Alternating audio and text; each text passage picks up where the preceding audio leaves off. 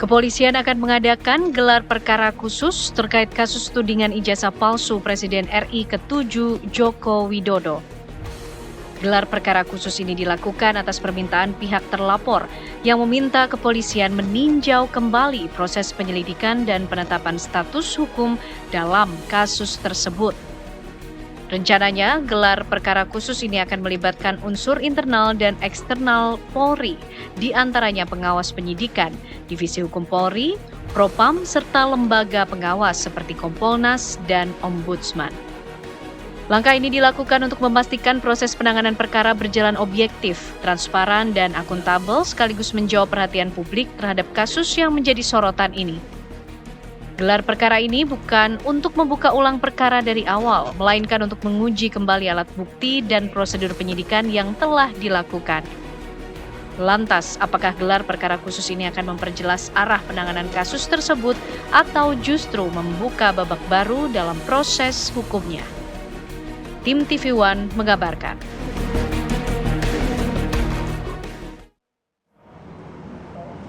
Jadi hari ini ya gelar perkara Hari khusus ini rencananya akan digelar di Polda Metro Jaya, di mana tidak hanya pihak internal tapi eksternal juga dihadirkan untuk langsung di sana. Yang jadi pertanyaan publik, apakah memang bukti-bukti, ada ratusan bukti ya, catatan dari kami ada 700 bukti, apakah nanti akan dihadirkan pagi ini? Kita langsung tanyakan saja dengan narasumber yang memang sudah hadir bersama kami pagi hari ini. Ada Rifai Kusumanegara, kuasa hukum dari pihak Jokowi. Assalamualaikum, selamat pagi. Bang Rifai, sehat Bang? Sehat Bang? Sehat pagi semuanya. Bergabung juga bersama kami Ahmad Koziruddin, kuasa hukum Roy Suryo CS. Bang Kozi, sehat? Sehat, alhamdulillah, luar biasa. Siap hari ini ya? Siap sekali dong, kita yang minta kok. Lalu juga bergabung bersama kami Abdul Fikar Hajar, pakar hukum pidana Universitas Trisakti Jakarta. Pak Fikar, assalamualaikum. Oke, selamat pagi. Saya langsung mau ke Bang Kozi dulu nih yang sudah siap nih. Ini kan request dari Abang dan teman-teman begitu ya Bang ya. 723 alat bukti dan puluhan saksi dan juga ahli begitu ya Bang.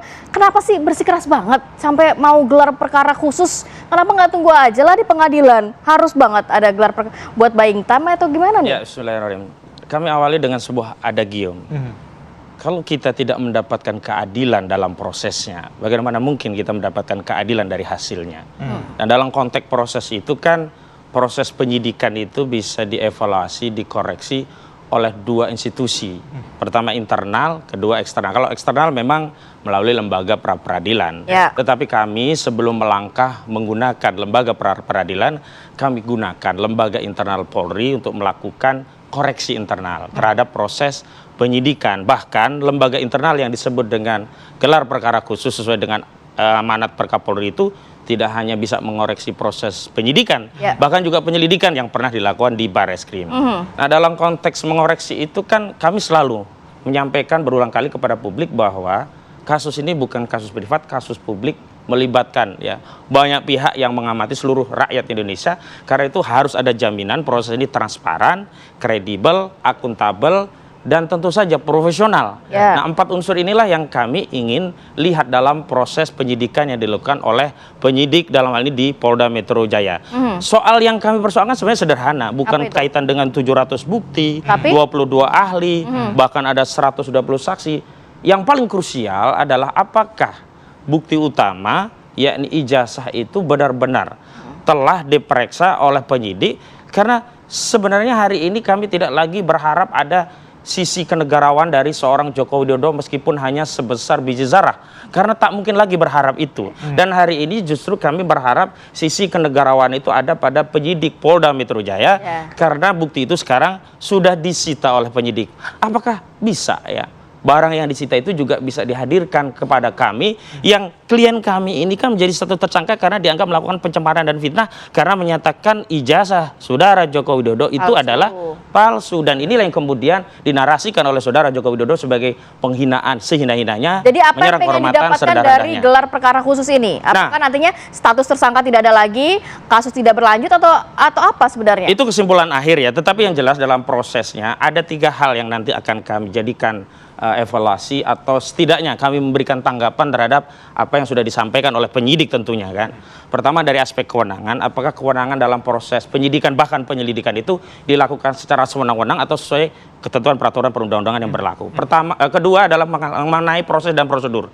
Apakah proses prosedur baik di penyidikan tentu saja terkait dengan ditemukannya 2 alat bukti yang kemudian disimpulkan ini menjadi bukti permulaan cukup sehingga bisa punya keyakinan bagi penyidik untuk menetapkan tersangka juga sudah terpenuhi. Dan secara substansi yang paling penting adalah apakah benar sih ijazah itu ada? Yang kedua, kalau ijazah itu ada, apakah benar asli? Karena begini, selama ini kan narasi yang dinyatakan oleh saudara Joko Widodo itu selalu meminjam otoritas, tidak pernah menghadirkan bukti objektif ijazah itu ke hadapan publik atau setidak-tidaknya kepada orang yang dituduh melakukan pencemaran, yang dituduh melakukan penyerangan kehormatan. Dan kami sudah konfirmasi itu, kami uji di dalam proses BAP.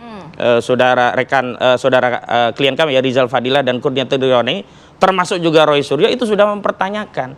Tolonglah Pak penyidik hadirkan agar menjadi tenang bagi kami, persalahkanlah kami bahwa kami melakukan pencemaran. Karena apa? Ijazahnya ada dan okelah versi mereka asli. Nah sebenarnya yang paling penting itu hanya satu hal di dalam proses gelar perkara itu. Ketika ijazah nantinya itu diperlihatkan, hanya satu hal saja. Apakah ijazah itu adalah barang yang lain atau yang sama dengan yang selama ini sudah diteliti oleh klien kami. Kalau ternyata barang itu sama, ya sudah kesimpulan klien kami tidak akan berubah. 99,9% palsu menurut Roy Suryo atau 11.000 triliun persen palsu menurut Rismond Sianipar. Gitu. Bang Rifai gimana? 700 lebih barang bukti tidak perlu. Yang paling penting adalah bukti utama, ijazah tadi.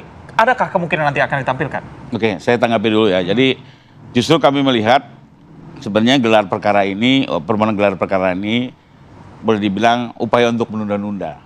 Kenapa? Pertama, setelah pemeriksaan tersangka dinyatakan akan mengajukan saksi dan ahli yang meringankan. Sekarang sudah lebih dari 1 bulan. Belum diperiksa ya? Belum diajukan satupun. Belum Jadi buat kami bahkan. juga ini apakah betul-betul serius menggunakan hak atau sekedar menunda-nunda? Sebulan ini waktu yang cukup panjang ya. Lalu masuk lagi gelar perkara. Sementara kalau kita lihat publik juga bisa menilai selama ini proses ini cukup komprehensif, terbuka ya, dan kredibel. Penyidik Polda ini sangat hati-hati. Jadi apalagi yang mau dipersoalkan ya. Sehingga kami tidak melihat ada alasan yang kuat. Terkait dengan ijazah, ini kan kembali lagi kebalik-balik nih, ya. Kalau dalam hukum itu tidak ada kewajiban ya seorang korban itu menunjukkan ijazahnya kepada para tersangka. Itu nggak ada. Nggak ada ya? Dalam hukum itu cukup ditunjukkan kepada penyidik, lalu disita oleh penyidik. Dan semua sudah dilakukan oleh Pak Jokowi. Mau apa lagi gitu? Nggak ada juga dalam hukum kalau Anda melaporkan fitnah, Anda tunjukkan kepada publik. Ini terbalik-balik antara persoalan sosiologis dan persoalan hukum. Kalau kita bicara hukum ya jelas semua kewajiban Pak Jokowi sebagai korban sudah dilakukan. Tapi bagaimana asas? Jadi mau apa lagi gitu? Asas ketidakadilan yang dirasakan oleh para tersangka. Ini kan nggak jelas yang disebut ketidakadilan seperti apa gitu. Bahwa sekarang perbuatan ini terbukti ada konsekuensi, yaitu hukum memang menerapkan seperti itu. Kalau tidak terbukti ya bebas. Itu juga faktanya gitu ya. Jadi terlalu pagi kalau kita bicara ketidakadilan. Biarkan proses berlangsung, karena nanti yang memutuskan keadilan itu adalah pengadilan. Penyidik sama jaksa penuntut umum tidak hanya sekedar menyiapkan berkas, menyiapkan alat bukti, ya tidak juga menyatakan salah atau benar, dan nanti di ujungnya adalah di pengadilan itu sendiri. Dan terakhir, Pak Jokowi kan sudah komit. Ya, kalau memang juga harus ditunjukkan, itu di dalam forum yang benar, yang forum yang tepat, yaitu apa persidangan. Karena dari proses hukum sejak penyidikan, penuntutan dan peradilan, satu-satunya yang terbuka untuk umum itu adalah di peradilan. Berarti sudah disitulah yang paling tepat. Ini tidak akan ada usaha untuk menunjukkan ijazah tadi. Soal ijazah sekarang dipegang penyidik, bukan lagi di kami. Jadi bukan kami bisa menunjukkan atau tidak, itu sudah disita oleh penyidik.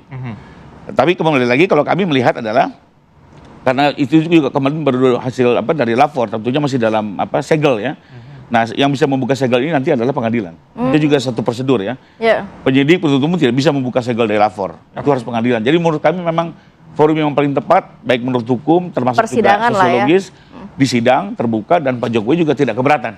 Justru ini sudah data pribadi gitu ya. Kami membaca sudah ada grand design untuk menutupi ijazah tadi dengan alasan sudah disegel. Karena sebelumnya saat di Barreskrim nggak disegel, juga ditunjukkan kepada penyidik, fotonya beredar. Kenapa sih sesulit itukah untuk menunjukkan kepada kami yang klien kami sudah menjadi tersangka? Lagi pula kalau ini kemudian dituduh sebagai tindakan untuk mengulur-ngulur waktu, jahat sekali tuduhan ini. Berarti polisi yang dituduh. Kenapa? Karena yang melakukan gelar perkara itu bukan kami, polisi berarti tuduhan mengulur-ngulur waktu itu ada pada polisi. Pak polisi, kenapa diulur-ulur? Kenapa Anda diam dituduh? Kira-kira begitu. Kenapa? Bagi kami nggak pernah memaksa. Kami memohon bahwa kemudian polisi memenuhi permohonan kami. Ini bagian dari proses prosedur hukum yang kami sebutkan tadi. Kalau ini tidak dipenuhi berarti kami tidak mendapatkan keadilan dalam prosesnya. Yang kemudian bisa kami simpulkan kalau dalam prosesnya kami tidak mendapatkan keadilan, bagaimana mungkin kami mendapatkan keadilan dari hasilnya? Dan hari ini proses itu sedang berjalan. Jadi terlalu prematur kalau kemudian kita nilai proses itu bagian dari mengulur-ngulur, mau setahun, 2 tahun, 3 tahun, ada yang kasasi sampai 5 tahun. Ya mau gimana lagi emang proses kita di negara kita seperti ini? Baik. Mau kita komplain sistem hukum kita? Kalau gitu kita rombak semua konstitusi negara kita. Pak Fikar, tadi dikatakan asas keadilan, tapi sebenarnya boleh nggak sih di dalam gelar perkara khusus yang diminta oleh para tersangka adalah menghadirkan ijazah Pak Jokowi? Apa mungkin begitu diakomodir di situ?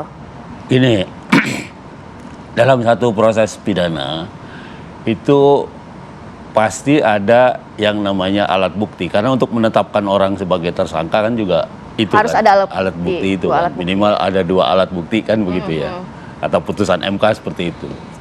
Nah karena itu ketika gelar perkara ini kan bagian dari sebenarnya penyidikan kan sebenarnya.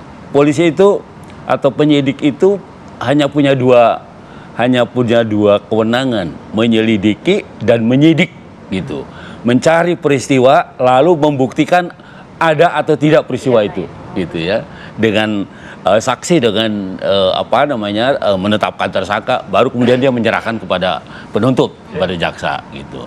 Nah kalau di dalam proses ini kemudian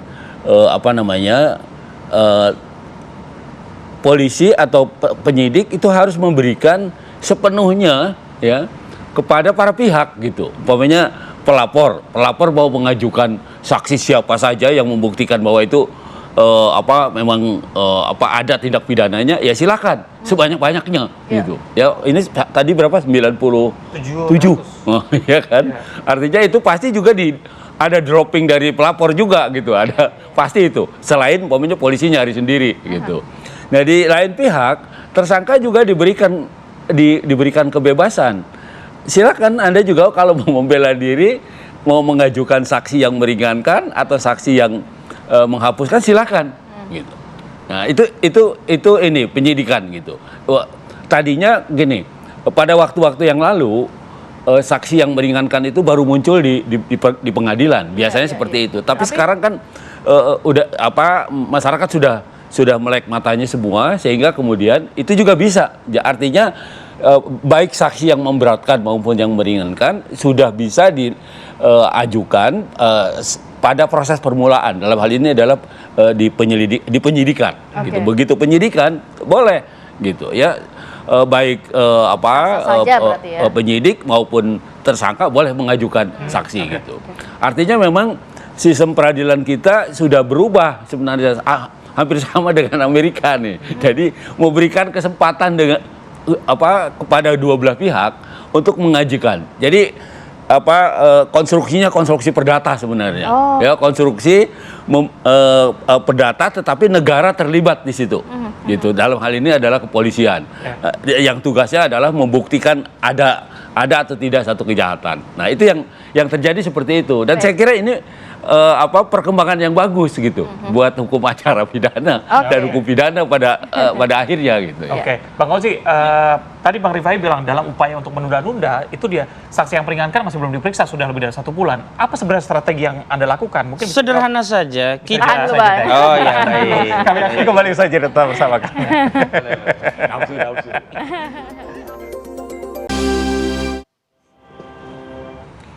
Terima kasih pemirsa, Anda masih setia bersama kami. Kita akan ajak pemirsa dulu untuk memantau bagaimana persiapan gelar perkara khusus langsung dari Polda Metro Jaya. Sudah ada rekan kami Atika Harhab. Selamat pagi Atika, bagaimana persiapannya? Sudah terlihatkah pihak-pihak ada di sana, walaupun ada di studio juga ya?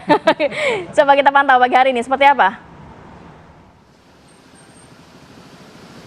Ya baik, selamat pagi Rati, Reza dan juga pemirsa. Benar sekali bahwa hari ini Polda Metro Jaya akan menggelar perkara khusus kasus dugaan ijazah palsu Presiden Republik Indonesia ke-7 Joko Widodo. Nantinya ini gelar perkara akan dilakukan dalam 2 tahap. Untuk tahap pertama akan dilakukan pada pukul 10 pagi hari nanti terhadap tersangka klaster pertama. Kemudian akan dilanjutkan untuk tahap kedua pada pukul 14.00 waktu Indonesia Barat atau pada pukul 2 siang hari nanti terhadap tersangka klaster kedua, yakni diantaranya ini ada Roy Suryo, kemudian ada Simon dan juga Dr. Tifa. Pengacara Roy Suryo tadi Abdul Ghafur Sangaji ini memastikan bahwa kliennya akan hadir dalam gelar perkara khusus pada siang hari ini. Kemudian pihaknya ini juga nantinya akan berfokus pada sejumlah hal, diantaranya ini memastikan apakah dokumen ijazah ini telah dipegang oleh tim penyidik atau belum. Kemudian Abdul juga mengatakan bahwa pihaknya ini akan fokus apakah tim penyidik ini memiliki dokumen pembanding yang digunakan dalam uji lab forensik. Kemudian pihaknya ini juga akan meminta Polda untuk menampilkan begitu sejumlah barang bukti yang telah disita dan juga diperiksa. Di antaranya ada 130 saksi, kemudian ada 28 ahli dan ada 700 barang bukti yang telah disita Polda. Ini mereka meminta untuk nantinya dalam gelar perkara ini pihak Polda akan dapat menampilkan. Kemudian juga pihaknya ini juga meminta Polda nanti menampilkan ijazah asli pada saat gelar perkara dilakukan untuk menjawab segala pertanyaan yang telah dilontarkan kepada tim hukum. Ini update sementara, nantinya akan kami update terus bagaimana gelar perkara yang akan dilakukan hari ini oleh Polda Metro Jaya. Kembali ke studio, Ratin dan juga Reza. Baik, terima kasih Atika Harap atas laporannya. Kami masih akan menunggu laporan terkini dari Anda nantinya ya. Bang Kosi, sebelum jeda tadi saya udah tanya, ini dalam usaha menunda-nundakah belum adanya saksi yang meringankan diperiksa selama 1 bulan kurang lebih? Diajukan belum ada bahkan. Iya, kalau boleh menggunakan frasa menunda-nunda, tuduhan itu kita gunakan dalam kasus ini, saya lebih tepat dan setuju yang menunda-nunda itu adalah pihak yang punya ijazah asli tapi tak pernah mau kunjung menghadirkannya kepada publik, yakni rakyat, yang sebenarnya itu pernah diambil oleh Obama sehingga simpel masalah selesai. Juga terakhir di Indonesia dilakukan oleh Asrul Sani, selesai juga. Di MK Mahkamah Konstitusi juga sudah selesai dan dinyatakan tidak ada pelanggaran kode etik dan case close begitu. Artinya kita harus memilih frasa yang tepat dalam kasus, apalagi kalau ini dalam proses. Karena kalau sudah proses ya kita hormati. Mau cepat, mau lama, itu kan sangat subjektif ya. Karena penilaian subjektif itu selalu dikaitkan dengan kepentingan apa yang hendak dituju dalam proses itu. Sementara kami secara objektif kepentingannya sederhana. Kita mencari value keadilan dalam proses itu begitu. Karena ukuran keadilan itu kalau seluruh asas, tahapan, prosedur itu dijalankan. Dan hari ini kami berterima kasih seluruh permohonan yang berkaitan dengan untuk melaksanakan asas, proses, dan prosedur dalam penyelidikan dan penyidikan itu dipenuhi oleh Polda. Kendati gelar perkara ini hanya salah satu bagian dari permohonan kami. Kami juga sudah mengajukan permohonan ahli, Prof. Kami juga permohonan saksi yang meringankan, dan itu juga sudah diterima oleh Polda dan tinggal penjadwalan. Begini, kapan Bang? Karena begini, klaster pertama belum diperiksa, saksi yang meringankan dari klaster kedua belum diperiksa. Jadi kira-kira kapan nih Bang? Sekira pertanyaan itu tidak tepat diadukan kepada kami karena yang berwenang untuk memanggil saksi dan ahli juga gelar perkara itu adalah penyidik. Tapi nama-namanya sudah ada? Nah, nama kami sudah sounding semua, ada 4 ahli, ada 4 saksi. Penyidik juga sudah menerima, namun yang lalu memang mereka sempat bertanya, kalau mau didahulukan yang mana dahulu, gelar perkara dulu atau pemeriksaan ahli. Tentu kami memilih gelar perkara dulu, karena mereka sudah berani menetapkan tersangka, jadi kita pengen tahu apa dasar dari penyidik menetapkan orang itu menjadi tersangka begitu. Sebelum kami masuk kepada ini loh, ahli kami yang meringankan, perspektif ahli kami bahwa yang dimaksud pasal 3235 yang harusnya kena itu Dian Sandi, karena dia menyatakan ini loh yang asli, karena pasalnya jelas membuat dokumen seolah otentik, sementara klien kami tidak membuat otentik, menyatakan palsu. Palsu itu bukan otentik begitu loh. Kenapa kok yang kena di pasal 3235 klien kami, bukannya kader PSI Sandi, dan itu yang kemudian membuat masyarakat yang ikut mengamati kasus ini jadi melihat, bertanya-tanya, bahkan meyakini, oh tidak ada keadilan dalam prosesnya. Semestinya kalau iya adil, Dian Sandi yang diproses, karena dia jelas menyatakan ini loh ijazah Jokowi asli. Bang Kozi, tahan dulu, Bang Rifai. Tadi dikatakan ternyata sebenarnya bukan dari pihak sebelah kok yang menahan-nahan, karena memang jelas ditanya dulu oleh pihak kepolisian gelar perkara khusus atau dipanggil beberapa saksi yang meringankan. Ya kembali lagi, ini kan seharusnya ini kan hak ini diupayakan secara cepat. Ya. Kalau memang tidak diupayakan secara cepat dan waktunya juga terus bergulir, ada pilihan lain, ajukan saja di sidang. berkas lanjut terus. Ya. Ya nggak ada juga kewajiban penyidik untuk menunggu-nunggu penyidikan karena tersangka ingin mengajukan saksi dan ahli, tapi juga dari waktu yang diberikan ternyata nggak serius. Kedua soal Dian Sandi ini secara mengambing hitamkan lah. Udah clear Dian Sandi itu dalam postingan menyatakan itu asli. Justru kliennya Bang Hosin yang bilang itu palsu. Justru pada saat menyatakan palsu kami merasa dirugikan. Pada saat menyatakan asli kami tidak merasa dirugikan. Di sisi lain Pak Jokowi tidak keberatan untuk tayangannya Dian Sandi ya. Tapi keberatan pada saat ditayangkan oleh kliennya Bang Hosin dan dinyatakan palsu. Apalagi dengan persentase 1 miliar %. Artinya very absolute. Kalau sudah absolut tidak perlu cari-cari bukti lagi dong. Tidak perlu lihat ijazah lagi. Anda harus bertanggung-jawabkan. Nyatakan itu pertanggung-jawaban di sidang. Jadi lucu kalau hari ini masih cari-cari bukti, buat buku, mau ngintip ijazah segala macam. Yang kami yakin itu sangat asli gitu ya. Kalau tidak asli nggak mungkin juga kami akan mendampingi perkara ini ya. Watermark ada, Ombuds ada, semua ada. Nanti pada saatnya bisa dilihat. Sebenarnya kan yang dibutuhkan itu lagi ya, keyakinan, tapi kepastian. Satu lagi yang buat kami adalah ya pada intinya ini kan sudah menjadi isu publik lah. Buat saya ini memang harus diselesaikan sampai ke ujung biar ada kepastian hukum. Karena bagaimanapun juga sudah begitu bergulir, nggak mungkin juga misalnya nih asli, oh ini asli, minta maaf ya, selesai ya, ampuni saya. Apa semudah itu? Jadi kalau apa budaya itu yang mau dikembangkan di masyarakat ini? Lempar isu fitnah orang, terbukti sebaliknya minta maaf selesai. Seperti nyopet ketangkap kembaliin dompetnya selesai. Harus ada konsekuensi, apalagi juga melakukan ini tokoh-tokoh gitu ya, menjadi pembelajaran publik juga. Terus terakhir yang terkait Pak Asrul Sani, sekalipun telah ditunjukkan juga nggak berhenti tuh. Orang yang mengadu masih terus proses. Jadi tidak serta-merta tunjukkan selesai. Menurut saya tidak semudah itu, dan di negara hukum isu-isu seperti ini sebaiknya diselesaikan secara hukum. Kenapa? Karena ada kepastian hukum. Oke. Gimana Pak Kozik? Tidak semudah itu kan asumsi karena tidak pernah dilaksanakan. Andai kan itu dilaksanakan dan tetap ribut, baru kita bisa buktikan bahwa asumsi itu nggak keliru begitu. Dan yang kedua, hari ini yang ingin masyarakat tahu, termasuk klien kami, itu bukan keyakinan tapi kepastian. Kepastian itu dibangun apa? Pembuktian. Pembuktian di atas apa? Bukti yang dihadirkan. Kalau keyakinan pro Jokowi, saya tanya berulang kali, kenapa yakin ijazahnya asli? Nggak pernah lihat. Ya, mereka memang membela. Jangankan saya katakan berulang-ulang kan, jangankan ijazah, bungkus kancang goreng pun kalau pro Jokowi dikatakan asli, ini jasa Jokowi, akan dikatakan yakin asli. Hari ini kan dibutuhkan bukan keyakinan. Loh, ingat kita ini tidak sedang membahas tentang keimanan loh. Keimanan kepada Tuhan dan seterusnya yang itu dasarnya adalah keyakinan. Karena transenden, ini kepastian apakah ijazah itu yang sifatnya empiris bisa dilihat, bisa diperlihatkan. Nah, sebelum meyakini ijazah itu asli, kan dilihat dulu barangnya ada. Nah, setelah barangnya ada ternyata asli, baru ada keyakinan. Bagaimana mungkin kita membangun keyakinan di atas asumsi, apalagi di atas keraguan-keraguan? Kenapa? Hari ini yang meragukan ijazah Jokowi itu banyak. Kenapa? Berangkat dari banyaknya anomali-anomali dari statement Jokowi. Mohon maaf, kalau Pak Asrul Sani misalkan kemudian menunjukkan selesai. Kenapa? Karena Pak Asrul ini tidak terkenal bohong gitu loh. Kalau saudara Jokowi, kenapa banyak yang persoalkan? Karena banyak sekali kebohongan-kebohongannya gitu. Berarti di soal ijazah pun patut diduga, bahkan juga diyakini publik dia juga bohong begitu. Saya mau ke Pak Fikar. Pak Fikar, ya, kalau dari masing-masing pihak semuanya punya argumen yang kuat untuk masing-masing pihak begitu ya. Tapi kalau publik ini harus melihatnya seperti apa sih Pak Fikar dari sisi kacamata hukum ini? Iya, sekarang kan gini, ada di wilayah penyidikan, ya, artinya proses ini peristiwa sudah dipastikan ada, gitu, peristiwa pidananya sudah dipastikan ada. Nah, tinggal polisi kan sekarang akan atau penyidik itu akan mengkonstruksi bahwa peristiwa ini didukung oleh bukti-bukti gitu. Nah, bukti-bukti itu keterangan saksi, ahli dan sebagainya. Nah, ini proses ini baru sampai di situ ya, belum kemana-mana gitu. Artinya baru sampai di penyidikan. Masih jauh.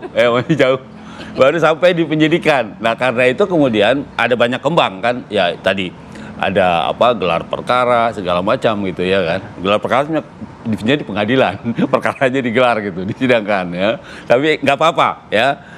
Untuk memastikan bahwa penyidik bekerja dengan benar, sistem berjalan dengan seharusnya gitu ya, dan alat-alat bukti atau komponen yang lainnya juga sudah dipenuhi dengan pasti gitu. Nah, itu yang akan dipastikan dalam gelar perkara itu tadi nantinya akan memastikan itu, baru kemudian polisi kan juga bukan institusi yang memutuskan ini salah, ini benar, bukan juga gitu, karena dia juga harus dilimpahkan kepada jaksa, ya menuntut jaksa juga harus bawa ke pengadilan. Pengadilan itulah nanti yang akan menguji apakah ijazah itu benar asli atau tidak, saksi-saksi yang mendukung ini palsu atau tidak gitu ya. Nah itu akan dilihat di pengadilan.